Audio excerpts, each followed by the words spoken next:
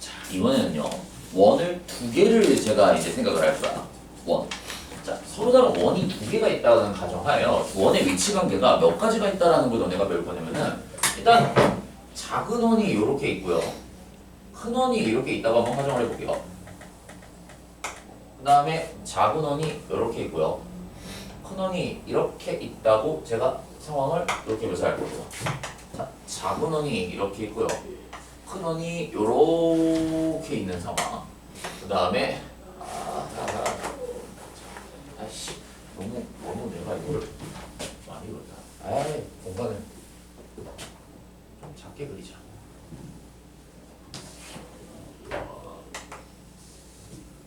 이렇게 돼 있고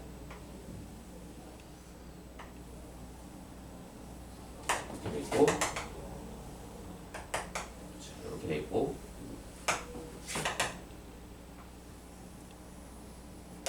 이렇게 돼 있고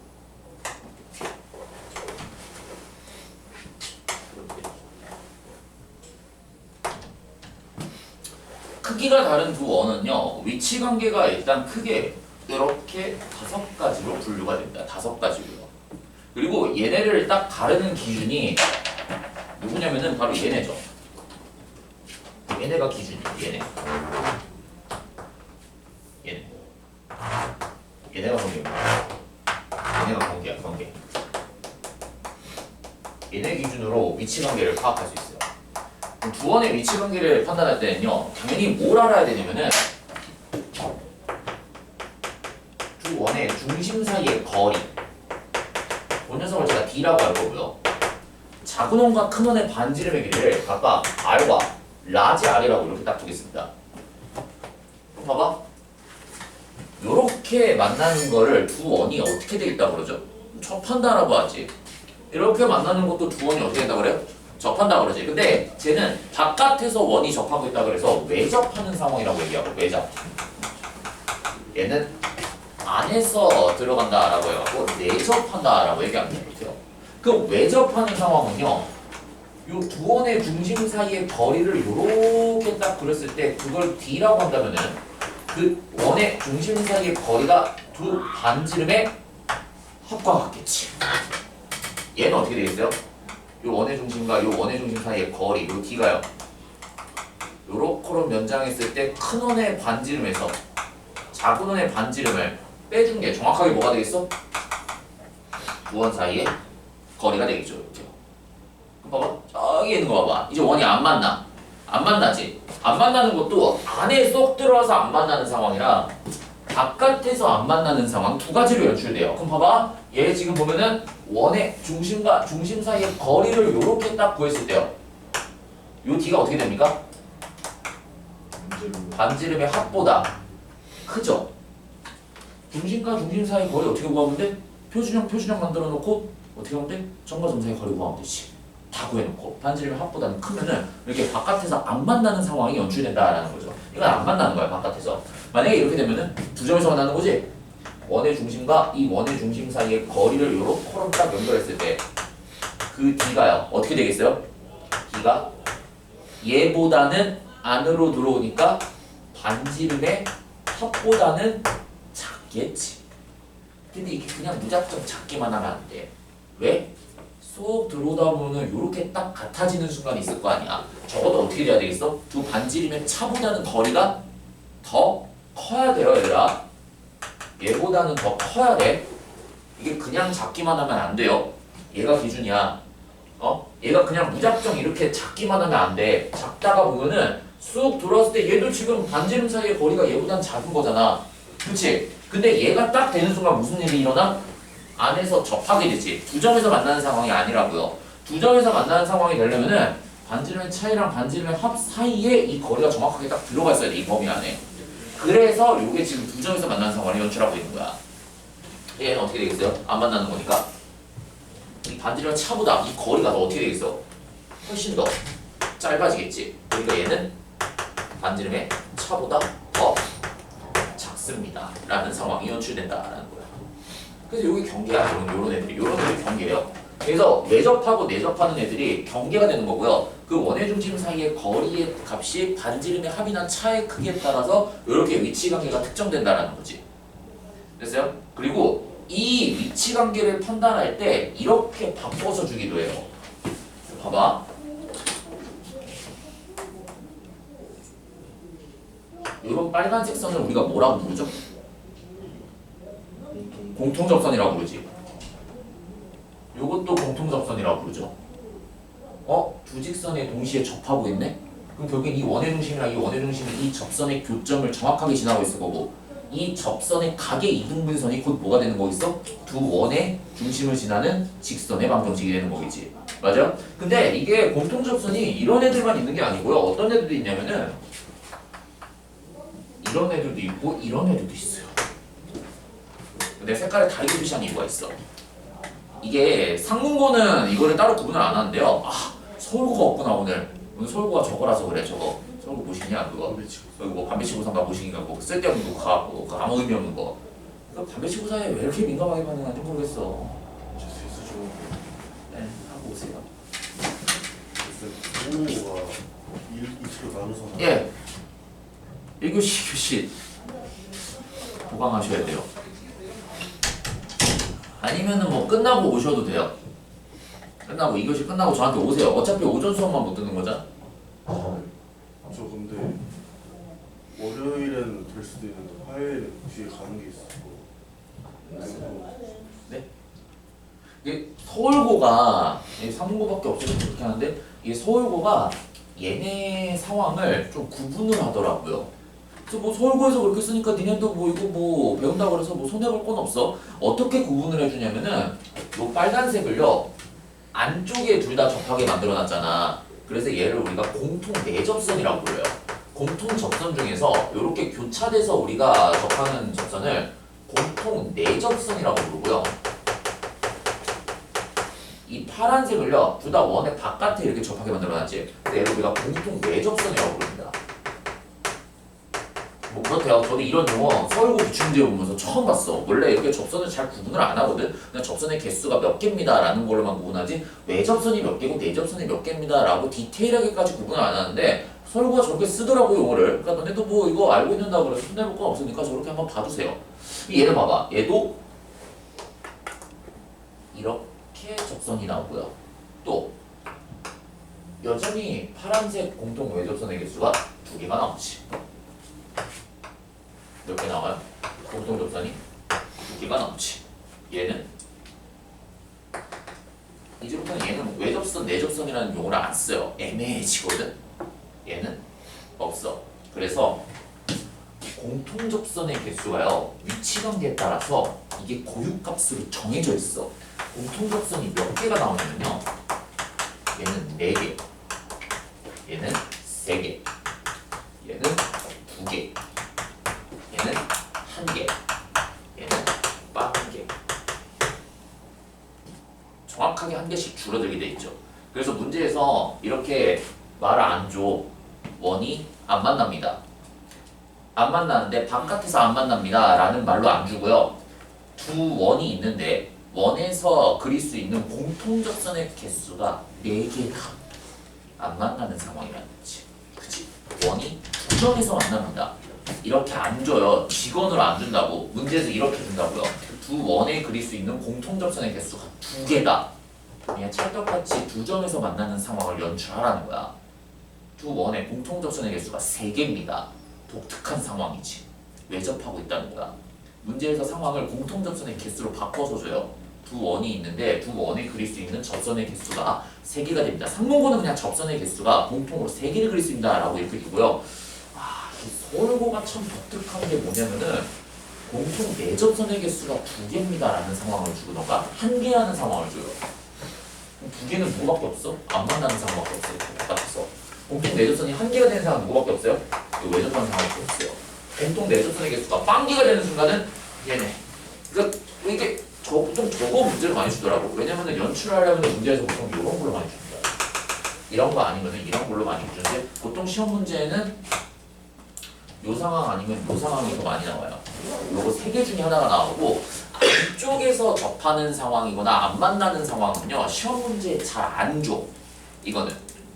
그래서 요거를 알고 있어야 되고요. 그 다음에 뭐 이런 거 나오면은 당연히 너네 뭐 뭘 구하라 그랬어? 뭐 요렇게 수선 내리고 뭐 요렇게 수선 내려서요. 뭘 구하라 그랬어요? 뭐 이런 것도 다 구하라고 하겠지. 그래서 요거 중3 때 배웠었죠. 요렇게 연장해갖고 요거 닮은 도형 나오니까 요거 피타고라 좀 있으면은 요 길이 관계식 뭔가 찾아낼 수 있겠지. 얘도 마찬가지야. 얘도 어떻게 쓸 수 있겠어요? 뭐 이렇게 연결하고 뭐 이렇게 연결해갖고 수직 반지름 슉 하고 연결하면은 라지 R-R 그러면은 뭔가 여기 사이에 거리를 구하라는 걸 너네한테 물어볼 수 있겠지. 그치? 얘도 뭐 마찬가지고 얘 이제 여기서부터는 그런 거 안 물어보겠지. 보통 얘 아니면은 얘 두 개 중에 저런 상황들을 연출해서 너한테 물어보라고 할 거고요. 그리고 이제 시험 문제에서 좀 더 어렵게 나오는 거 상문고는요 어떤 상황을 연출해서 문제에서 많이 물어보냐면은 요 상황이요. 요 상황을 좀 더 심화해서 물어봅니다. 다른 상황들은 너무 독특하잖아. 너무 뻔한 상황이잖아. 그리고 이제 어려운 문제가 나오면은 두 원의 위치 관계를 얘기했을 때요. 요거 두 개를 이제 좀 더 심화해서 요거를 파고 들어갑니다. 학교 시험 문제에서 좀 더 고난도 심화 문제를 물어본다면은 이런 상황들은 특이한 상황이기 때문에 웬만하면 다 외우고 있어 이제. 자 봐봐. 요 상황을 좀 더 깊이 들여다볼게요 제가요. 나머지 다 쉬운 게 필요 없으니까.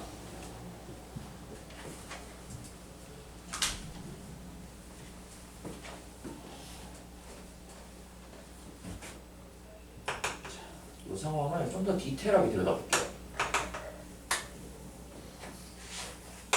두 원이 서로 이렇게 두 점에서 만나고 있어요. 그리고 이 작은 원을 제가 이렇게 쓰죠. x제곱 플러스 y제곱 플러스 a1x 플러스 b1y 플러스 c1이 0입니다. 그 다음에 이 큰 원을요. 제가 x제곱 플러스 y제곱 플러스 a2x 플러스 c2 b2y 플러스 c2가 0입니다. 자, 이렇게 줄게요. 자, 여기서 퀴즈.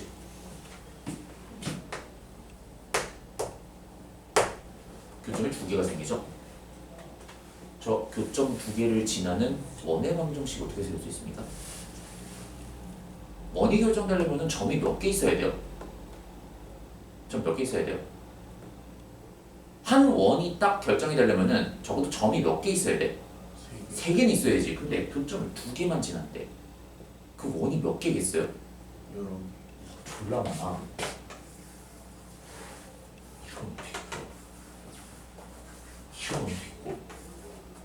이런 원도 있고 이런 원도 있고 이런 원도 있을 거고 이런 원도 있을 거고 졸라 많아 원이. 원이 계속 왔다 갔다 거리면서 움직이지. 그 원을 움직이는 원을 수식 한 줄로 표현할 거야. 교점 두 개를 지나는 임의의 원의 방정식 어떻게 쓰면 될까요? 이거 기억나? 두 직선 나와 있을 때 그 직선의 교점을 지나는 직선의 방정식. 얘도 있고 얘도 있고 얘도 있고 직선이 막 회전한다 그랬었지. 얘랑 하는 방식이 똑같아요. 완벽하게 동일해. 어떻게 하면 되겠어요? 자, 식 만들어놔. A1x, B1y, C1 x제곱, y제곱, a2x, b2y, c2 는 0입니다. 만들어 놓고 똑같이 쓰면 돼. K를 여기다 붙이면 되지. 그럼 얘랑 똑같지? K를 붙이는 순간 요 원도 교점을 지나는 원인데 K를 붙이는 순간 요 원은 표현이 돼 안 돼? 이 원 하나를 희생시키겠다라는 거야. 요 원은 표현이 되지. 왜? K가 0이 되면 되니까. K가 0이 되면 요 원 자체가 표현이 되겠죠. 그럼 그때는 내가 이 원을 살리고 싶으면 K를 여기다 붙이면 되지. 둘 다 살리고 싶으면은 문자 두 개를 K에 대한 항정식 두 개를 써갖고 K1, K2를 둘 다 갖다 붙여놓으면 되지. 이거 안 쓴다고 해서 보통 두 원 중에 하나만 희생을 시켜. 왜냐면 이렇게 두 개를 쓰게 되면은 정보가 하나가 더 있어야 돼. 측정하려면은 되게 방정식이 복잡해진다는 거지. 그래서 둘 중에 하나를 희생시켜요. 요렇게 만들어 놓고요. 단 원을 표현을 할 때는 K가 마이너스 1이 되면 안 돼요. 얘는 독특하게 얘는 상관이 없었지. 무슨 값이 돼도 다 직선이었었어. 근데 k가 마이너스 1이 되면은 무슨 일이 일어날까? k가 마이너스 1이 되면은 마이너스 1이 되면 무슨 일이 일어날까? x제곱 y제곱 x제곱 y제곱 2차 항이 다 소거가 돼버려. 몇 차만 남아요? 1차만 남게 돼 있어. k가 마이너스 1이 되면 뭐가 되겠어? 두 원의 교점을 지나는 직선이 만들어져요. 이렇게 직선이 만들어져요. 저 빨간색 직선. 저 빨간색 직선을 뭐라고 했냐면은 이 원의 현, 이 원의 현, 두 원이 현을 공유하고 있지. 공통현이라고 부른다고 했어요. 이걸로. 그래서 그냥 쉽게 말하면 k에 마이너스 1을 집어넣는다는 거는 두 원을 그냥 뭐 하겠다는 거야? 빼겠다는 거야. 자변을 빼서 2차 항을 소거시키면 1차 항만 남게 되니까 공통현의 방정식을 내가 만들겠다라는 거예요.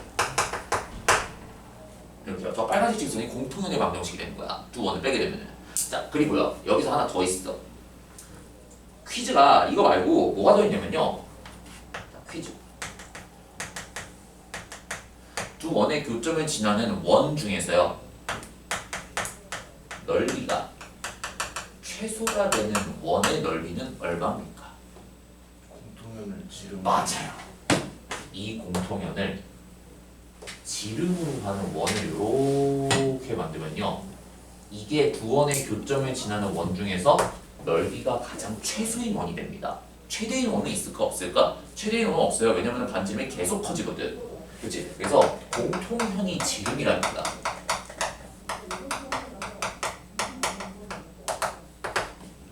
여기가 최소인 원. 아 선생님! 그러면 공통현의 길이는 어떻게 구해요? 굉장히 간단하지. 공통현의 길이는.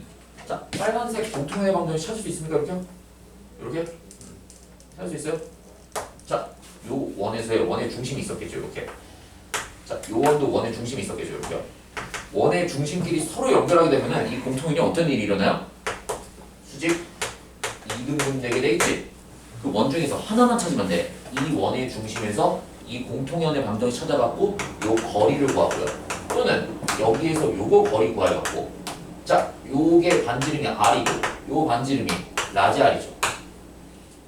그럼 여기서 피타고라스 정리 쓰던가 여기서 피타고라스 정리 쓰던가 둘 중에 하나만 쓰면요 공통현의 길이가 딱 하고 나옵니다. 근데 그럼 요 기원이랑 기초는 어떻게 보여? 뭐 하면 되겠어? 원의 중심과 공통현까지 점과 직선 사이의 거리 공식을 쓰면 되겠지. 그럼 요 뒷값 나오고 반지름은 주어져 있을 테니까 피타고라스 정리 쓰면은 요 공통현의 길이를 딱 구할 수 있을 테니 요 x를 뭐 하면 돼? 파이 x의 제곱을 딱 구하게 되면은 넓이가 최소인 원이 된다라는 거죠. 요게 좀 더 이제 심화된 개념. 그리고 이런 것도 가끔 가다 나오거든 문제에서. 그러니까 이거는 참고로만 좀 알아두세요. 그렇게 뭐 아주 흔한 상황은 아닌데, 자 원이 이렇게 있고요. 원이 이렇게 있고 공통현이 이렇게 또 거꾸로 주어져 있는 경우가 있거든요. 그러니까 이 원이 x 플러스 y제곱 플러스 ax 플러스 by 플러스 c는 0이라고 나와 있고요. 그 다음에 요 방정식을요 뭐라고 쓸까? mx 플러스 ny 플러스 c는 0이라고 이렇게 쓸까? mnl 이것은 퀴즈. 이 현과 원이 만나는 교점 두 개가 있죠. 이 교점을 지나는 원의 방정식은 어떻게 표현할까요? 이런 것도 있고. 이런 원도 있고 또 이런 원도 있겠지. 어떻게 하면 될까? 어떻게 하면 되겠어요? 똑같이 쓰면 돼. 똑같이 쓰면 돼요. 여기다 뭐 하면 돼? K를 붙여주면 돼. 똑같아요. 이거 좀 되게 약간 독특하지? 원이랑 직선을 갖고 K를 붙였다라는 게 맞아? 그 중에서 뭐 이런 게 나오겠지. 반지름의 길이가 특정 값이 얼마가 되는 뭐 원의 방정식 구하라 그러면은 이것씩 세워갖고 문제 풀면 돼요. 뭔지 알겠어요? 그러니까 원이랑 직선 사이에서도 이렇게 K를 하나 붙여놓게 되면은 이거 갖고 우리가 그냥 이 원과 직선의 교점을 지나는 원의 방정식을 똑같은 방식으로 표현하는 게 가능해요. 나도 이 사례를 딱 한 번 봤어. 문제 풀 때 이렇게 문제 적용하는 거를 되게 독특한 상황이었는데 나도 오 이게 가능은 하겠구나라는 거를 그때 문제 풀면서 처음 봤거든. 근데 되게 흔한 상황은 아니고 되게 독특한 상황이야 엄청. 필요할 때는 원과 직선에 갖고요. 요렇게 K에 대한 함등식으로 똑같이 그러니까 K는 뭐 여기다 붙여도 상관없어요. 웬만하면 이쪽은 피했어. 왜? K가 여기 붙어 있으면은 얘도 양변도 나눠해갖고 이거 x제곱 y제곱의 개수가 1인 게 편한데 여기다 K가 붙어 있으면 좀 불편하잖아. 그래서 K를 여기다 붙여서 문제를 풉니다. 1차식에다가 여기다 K를 붙여놓고 얘를 이제 식을 정리를 해. 그래서 이런 상황도 있으니까 그렇게 뭐 아주 중요한 상황은 아니야. 독특한 상황인데 소개는 시켜주는데 보통 메인은 이제 이거죠. 이거. 그러니까 얘랑 더불어서 상문고에서 아주 즐겨내는 스타일 개념 중에 하나야. 맨날 이런 거 나오고 기억 니은이거. 다음 방정식이 나와 있다. 물음에 답하시오. 기억. 이 방정식은 저 방정식을 표현할 수 있다. 뭐 그런 거. 맨날 물어봐 단골수 들고. 근데 이거는 정확한 개념이기 때문에 모르고 있으면 못 풀어요. 이거는 개념을 공부를 해야 돼 그냥. 됐죠? 근데 네. 저거 그 아까 그 뭐지 이거 현에서 네. 원 만든다고 했을 때 네. 저 K랑 원 둘 중에 하나는 알아야지 나머지를 알 수 있는 거 아니에요? 그쵸? 그러니까 K가 결정이 되려면 뭔가 다른 정보가 하나 있겠지. 뭐 요게 무슨 점을 지납니다. 뭐 요게 뭐 만약에 1,2를 지나는 원이었다라고 한다면 여기 다 집어넣고 어차피 MN은 알고 있을 테니까 집어넣고 뭐 여기서 이제 K값 결정하면 되겠지. 집어넣으면 K값이 나올 거 아니야. 그걸 다시 거꾸로 집어넣어서 정리하면은 그 원이 나오겠지. 그래서 독특한 상황이니까요. 요거는 이제 조금 개념 중에서도 심화된 개념이야. 아주 어려운 개념이기 때문에 그래도 시험 문제는 단골로 출제되는 주제 중에 하나예요. 상문고는 되게 자주 나와. 엄청 생각보다 자주 출제해요. 사용을 많이 해야 돼. 그리고 조금 문제가 이것보다 쉽게 나오면 요 주제를 갖고 1번에서 8번 중에서 나올 수도 있고. 서울고는 잘 안 돼. 이거는 서울고에서 나온 주제는 아니야. 그러니까 막 엄청 빈출되진 않고 아무튼 상문고는 기출문제들 보고 있으면은 되게 옛날 2015년도, 16년도, 17년도 요런 문제들 봤을 때 이게 되게 많이 빈출됐던 주제 중에 하나였었어요. 모르면은 못 풀고 알면은 풀고. 그래서 요거 좀 정리하고 넘어가는 걸로 하고요. 자, 우리 이제 문제 좀 풀어보기 전에 잠깐 쉬었다 할까요? 그래, 잠깐 쉬었다 하겠습니다.